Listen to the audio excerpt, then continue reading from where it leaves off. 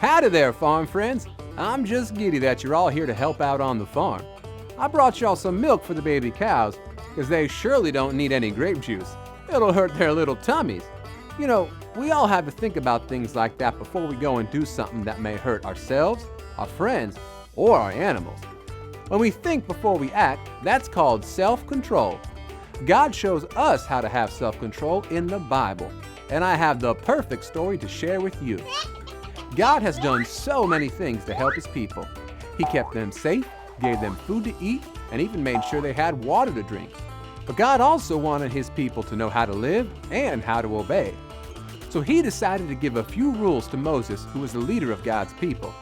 Moses left the town and climbed a tall mountain to get these special rules from God. Then he was going to go back to town and tell everyone how to follow God's rules. But while Moses was gone, the people got tired of waiting. They had stuff they wanted to do, and they didn't feel like waiting on Moses to come back. So what did they do?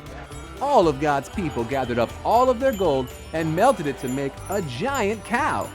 Farm friends, what sound does a cow make? Moo! That's it. Well, the people started worshiping their big old gold cow instead of worshiping God.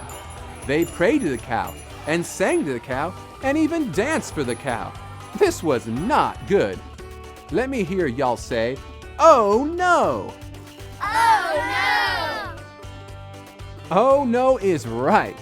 The people didn't think before they acted. They didn't have any self-control.